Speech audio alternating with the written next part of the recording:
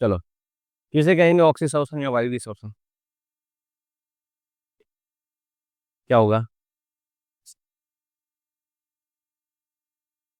Oxygen की उपस्थिति में कार्बोहाइड्रेट यानी ग्लूकोज का अपघटन होगा, पूर्ण ऑक्सीकरण होगा, और बदले में हमें क्या मिलेगी? ऊर्जा। कार्बन डाइऑक्साइड मुक्त होगी, है ना? देखो, यह प्रक्रिया यह प्रक्रिया ऑक्सीजन की यह प्रक्रिया ऑक्सीजन की उपस्थिति में संपन्न होती है। यह प्रक्रिया ऑक्सीजन की उपस्थिति में संपन्न होती है। इसमें कार्बोहाइड्रेट इसमें कार्बोहाइड्रेट ब्रैकेट में लिखना ग्लूकोज,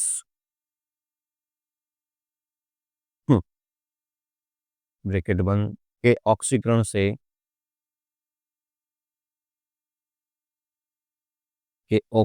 से अर्थात अर्थात ग्लूकोज के अपघटन से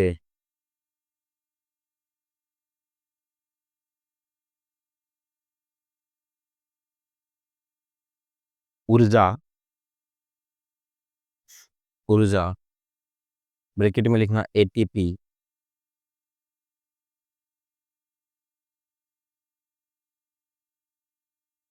के साथ में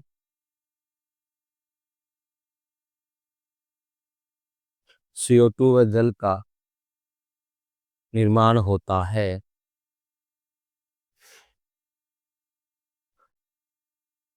CO2 व जल का निर्माण होता है, ठीक है। इसमें लिखो, इसमें मैंने पहले लिखा था ना ETS और क्रेक चक्कर इसमें। हाँ ठीक है, ठीक है, फिर रहने दो, फिर रहने दो। अब इसमें क्या होगा देखो, जो पायरुविक एसिड बना वो डायरेक्ट, देखो समझने की चीज है, समझिए।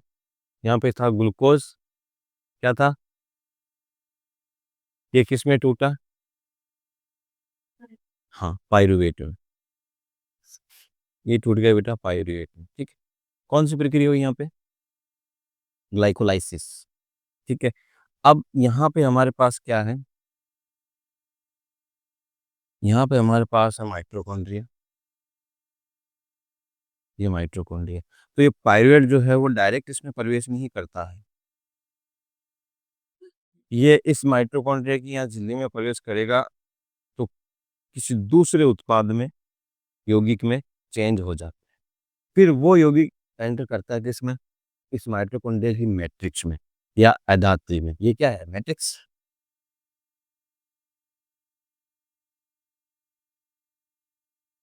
ये है मैट्रिक्स। यहाँ पे पायरुवेट किस में चेंज होता है? यहाँ पे पायरुवेट चेंज होता है एसिटाइल कोएंजाइम ए, ठीक है। ये एसिटाइल कोएंजाइम कहाँ आएगा? अब आएगा मैट्रिक्स में, और क्या चलाएगा? क्रेब्स चक्कर चलाएगा। क्रेब्स चक्कर से क्या निकलेगा? एक तो निकलेगा NaDH2, एक निकलेगा FADH2। ये कहाँ आएंगे? इस आंतरिक झिल्ली पे। कहाँ आएंगे? और क्या चलेगा? Electron transport system. तो ये दो चक्कर हमें पढ़ने हैं। ये वाला हम पढ़ चुके हैं, ये वाला और ये चक्कर। समझ में आ रहा है कौन कहाँ होगा? ये मैट्रिक्स में चल रहा है क्रेब्स चक्कर, और ETS कहाँ चल रहा है? आंतरिक झिल्ली पर। कहाँ चल रहा है? माइटोकॉन्ड्रिया की आंतरिक झिल्ली पर। लोकेशन कई बार पूछी जाती है, कौन कहाँ चलता है, आपको ध्यान में होना चाहिए। बनाओ इसको। इसके दो अणु होते हैं।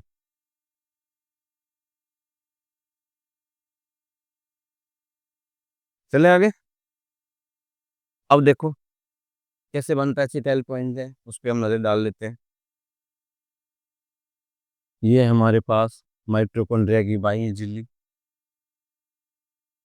ब्लैक,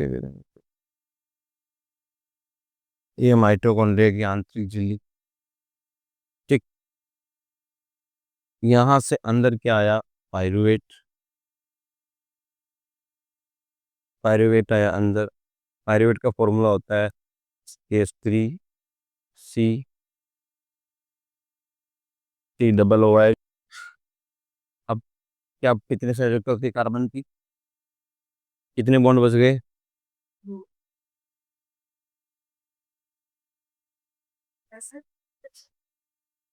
अभी एक सुनाई दिया मेरे को, ओ यहाँ पे। ये होता है पायरुवेट या पायरुविक एसिड का फॉर्मूला।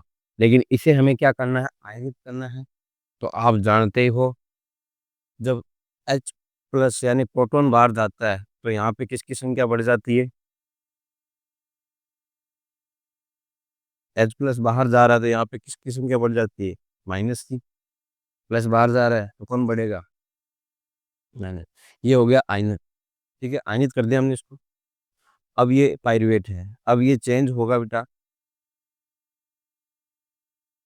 ये चेंज होगा तो इसमें यहाँ पे एक NAD का अपचयन होगा। NAD+, इसका क्या होगा?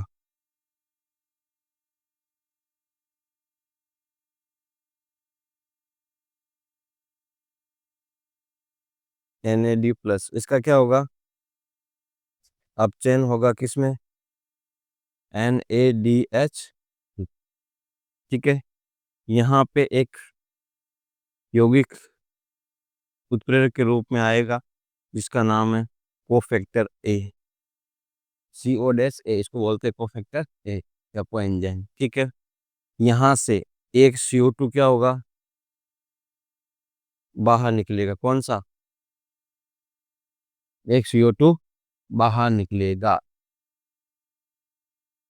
बाद में निकलेगा।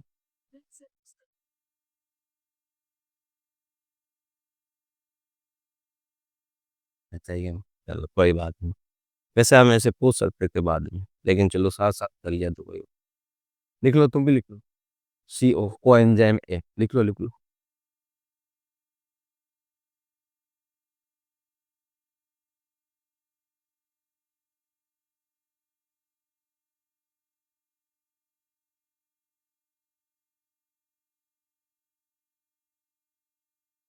लिख लिया। यहाँ पे एक एंजाइम काम करेगा। यहाँ पे एक एंजाइम काम करेगा जिसका नाम है पायरुवेट डिहाइड्रोजिनेज। डिहाइड्रोजिनेज। ठीक है। और अब जो हमारे पास बनने जा रहा है वो हमारा एसिटाइल को एंजाइम। क्या क्या बचेगा? CH3CO, एक सल्फर का यौगिक, और कोफैक्टर। ये जो बना, अच्छा कितने कार्बन हो गए इसमें? कहाँ दिख रहे हैं? 3। एंजाइम ये है, ये तो दो बचे ना भाई। 1 2 3 थे, एक कार्बन उड़ा दिया हमने CO2 फॉर्म में, तो इसके पास कितने कार्बन होते हैं? 2 कार्बन। ये जो आ गया इसे बोलते हैं बेटा एसिटाइल कोएंजाइम A।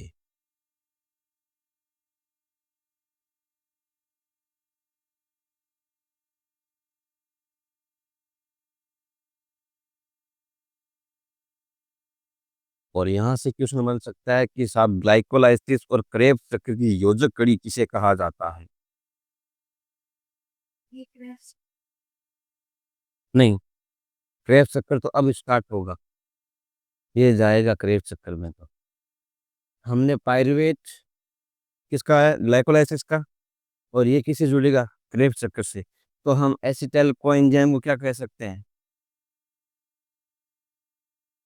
इसे बोलेंगे ग्लाइकोलाइसिस।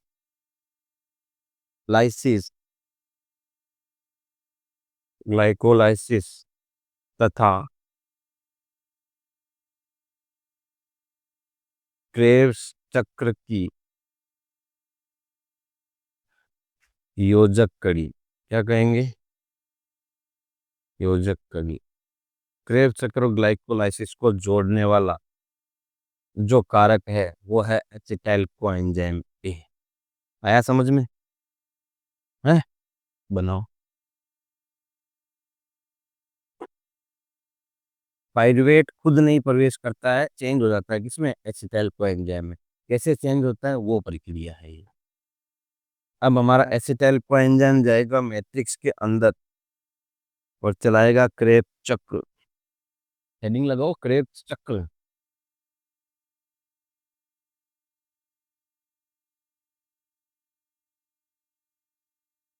क्रेब्स चक्र, जिसे टी ए।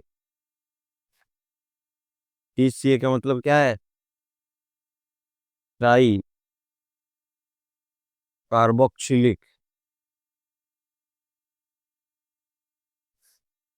ट्राई कार्बोक्सिलिक अम्ल चक्र, एसिड चक्र।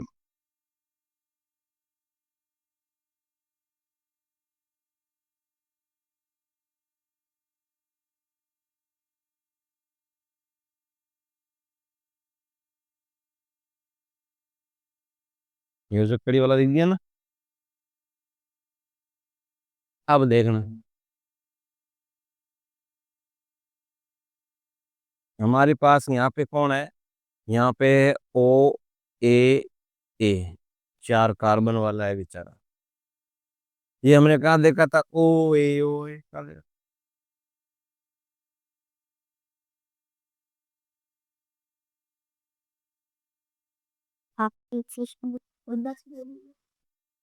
हमने देखा C4 चक्र में।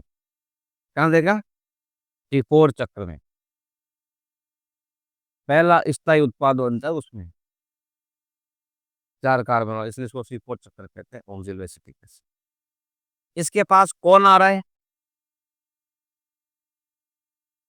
इसके पास आ रहा है हमारा एसिटाइल कोएंजाइम ए, जिसके पास कितने कार्बन? दो कार्बन। ये इसको ग्रहण करने वाला प्राथमिक ग्राही है साहब। आपसे पूछे एसिटाइल कोएंजाइम ग्रहण करने वाला प्राथमिक ग्राही कौन है? ओ ए, ऑक्जेलो एसिटिक एसिड।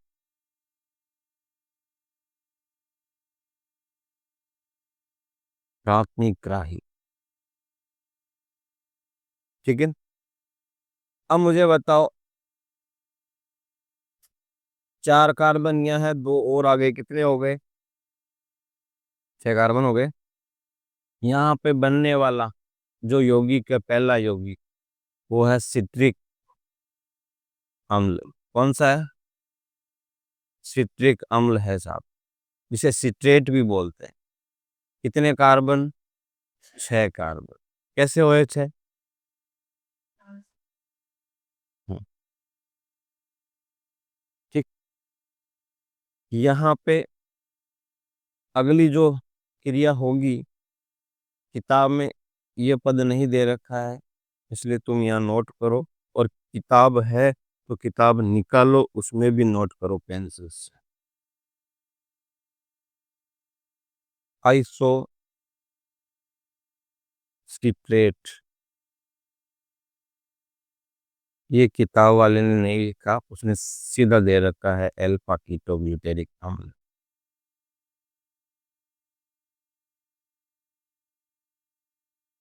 छह कार्बन यहाँ पे ऐड करो बीच में। सिट्रिक के बाद वाला जो पद बना वो बना आइसोसिट्रेट। कब नहीं लाए क्या लाना? आपके पास रखो।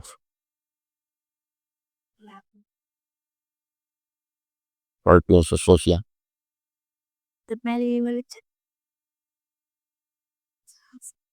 कर्म के अनुसार चलेंगे, जैसे जिसका पहले टेस्ट हो अगले उसका चेक, क्या बात करते हो? वो बुरा मान जाएगी ना कॉपियां करके, हैं? वो नाराज हो जाएगी बाबू, हैं? आइसोसिट्रेट के बाद में यहाँ पे फिर बनता है हमारा एल्फा कीटो। इसको भी टो करना भाई, किताब में रो कर रखा है। कीटो ग्लूटेरिक अम्ल।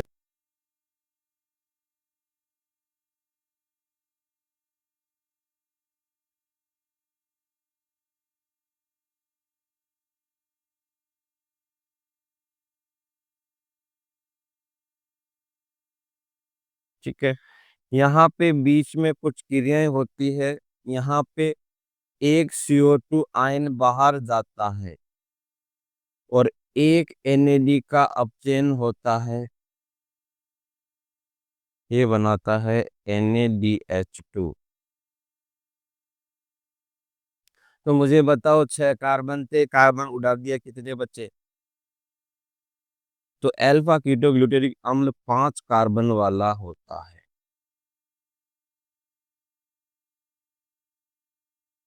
हम्म। ठीक है,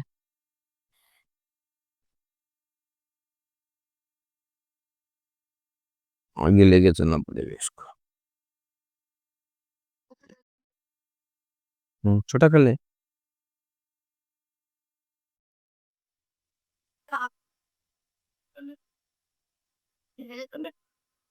अरे रुको रे यार। हाँ, सेलेक्ट दबाए। हम्म। हो जाएगा।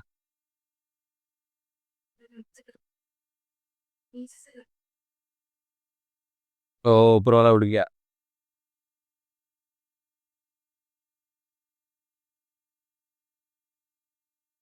हाँ, अब कहाँ लेके जाए इसको?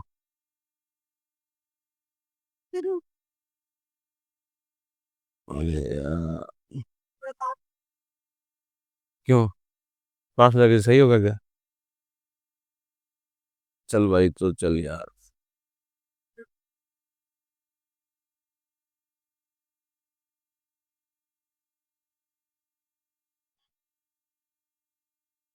अब ठीक है, दिख रहा है ना सही तो? हाँ, चलो भाई।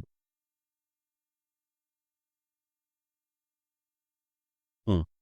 यहाँ पे क्या हो गया? अल्फा कीटो ग्लूटेरिक अम्ल आ गया। अब यहाँ पे एक किताब वाला और खा गया है हमारा पद।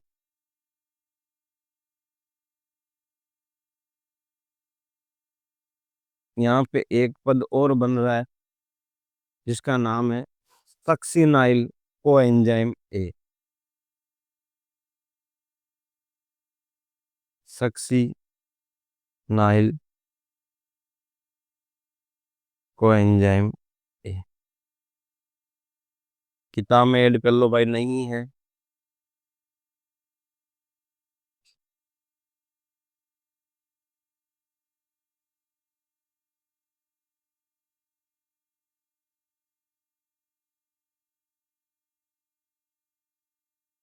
ठीक है, क्या बना?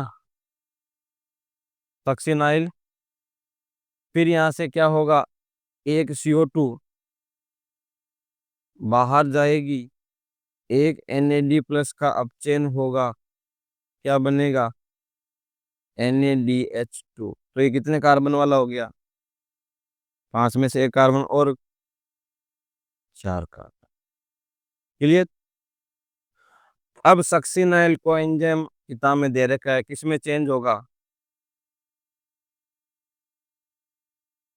ये होगा सक्सिनिक अम्ल। किसमें? सक्सिनिक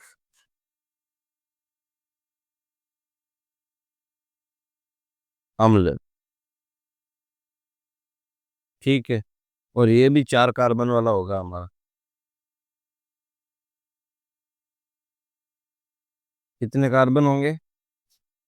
4 कार्बन होंगे इसके पास भी। और यहाँ पे एक GDP फॉस्फेट आयन ग्रहण करेगा, क्या बनाएगा? GTP, जो किसके इक्वल है? ATP के। आगे बात समझने। जैसे एडिनोसिन ट्राइफॉस्फेट है, वैसे ग्वानोसिन ट्राइफॉस्फेट है। हाँ जी, एडिनिन, ग्वानिन, थाइमिन, साइटोसिन और यूरेसिल, ये 5 नाइट्रोजन क्षार होते हैं जो हम पढ़ेंगे J1 में अभी आगे। हम्म तो वो एलिनिन ट्राइफॉस्फेट है, ये ग्वानिन ट्राइफॉस्फेट है, बात तो यही थी ना। अब फिर यहाँ किताब वाला कुछ खा चुका है आपका, एक और पद खा गया है यहाँ पे। इसका नाम है फ्यूमेरिक, फ्यूमेरिक अम्ल, फ्यूमेरिक अम्ल।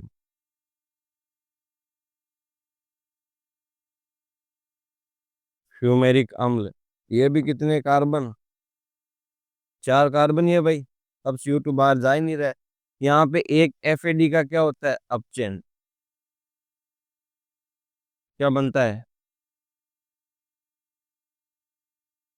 FADH2। इसको ऐड करें किताब में, ये ऐड कर रहे हो ना, कहीं रख रखा है, फ्यूमेरिक, सक्सिनाइल और आइसोसिटेट, 3 चीजें कहाँ की है, बंद पड़ी।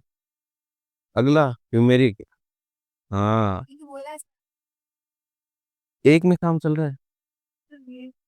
हाँ हाँ हाँ हाँ हाँ। इसलिए कहता हूँ किताबें लाया करो, हैं? अच्छा लगता है, किताबें साथ में होती है तो अच्छा लगता है।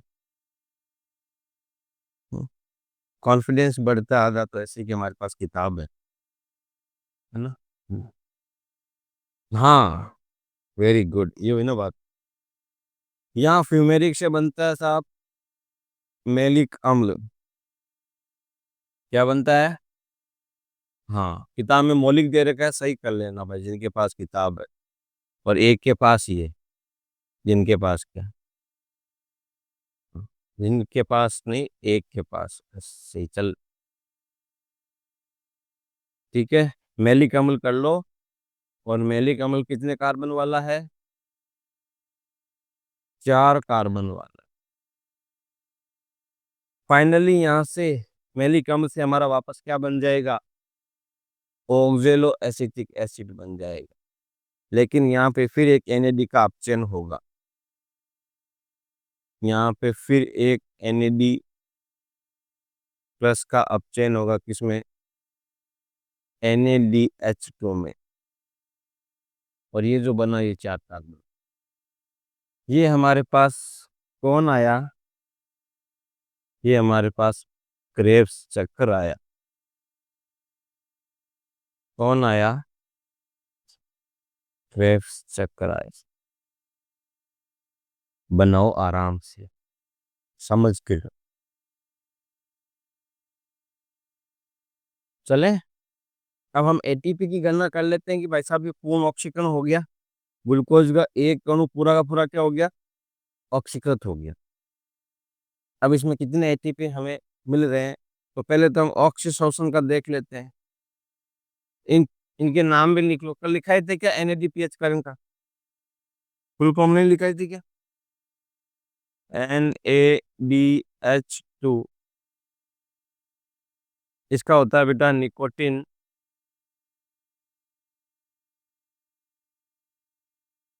हो गया,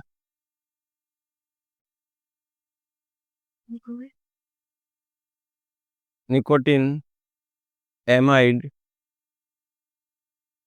एडिनिन, डाई न्यूक्लियोटाइड,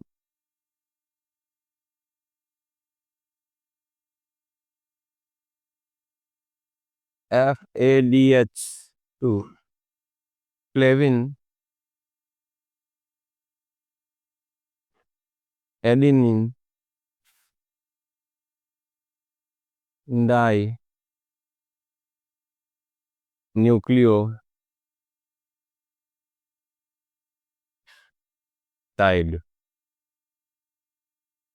ठीक है, GTP, guanosine, triphosphate, ATP का आपको पता ही है, एडेनोसिन ट्राइफॉस्फेट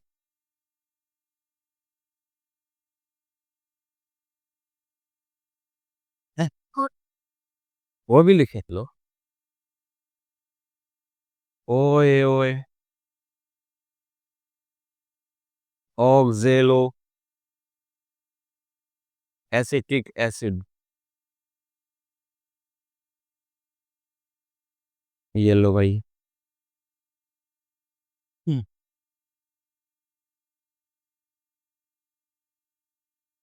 अब हम गणना देख लेते हैं एटीपी।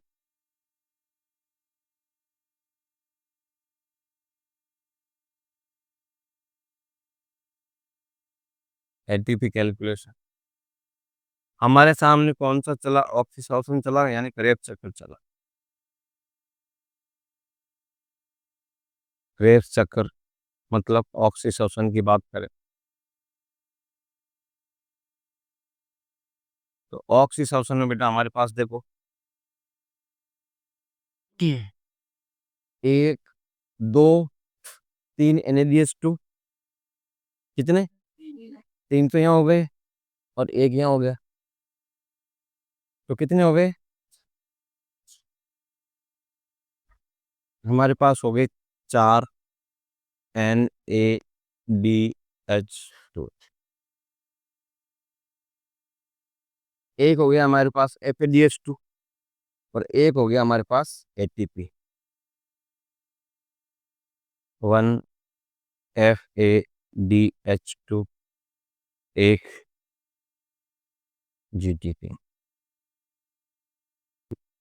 एक चीज ध्यान रखना आप, क्या ध्यान रखोगे, इधर कर लेते हैं हम, कि एक NaDH2 बराबर होता है तीन ATP अणुओं के। कितने ATP, एक FADH2 बराबर होता है दो ATP, एक GTP बराबर होता है एक ATP। ये अलग से नोट कर लेना, ठीक है। अगर अब ये चीज हम यहाँ अप्लाई करें तो कितना एटीपी बनेगा, कितना एटीपी बनेगा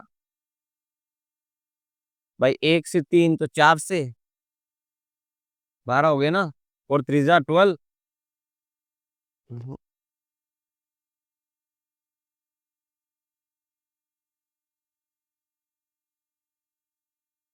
12 एटीपी, एक FADH2 मिला, 2 ATP, और एक GTP, एक एटीपी। तो ऑक्सीजन या क्रेग सर्कल में हमें कितने एटीपी मिले, 15। और ये किसमें मिला हमें, एक पायरुविक अम्ल से। पायरुविक अम्ल का एक अणु, कितने आते हैं, दो अणु बने दोनों आएंगे, तो इंटू टू, कितने, 30 एटीपी हमें मिलते हैं बेटा, कहाँ, क्रेब्स चक्कर में। कहाँ मिलते हैं, क्रेब्स चक्कर में। 30 तो ये हो गए। ग्लाइकोलाइसिस में कितने हुए, ग्लाइकोलाइसिस में कल बताया था,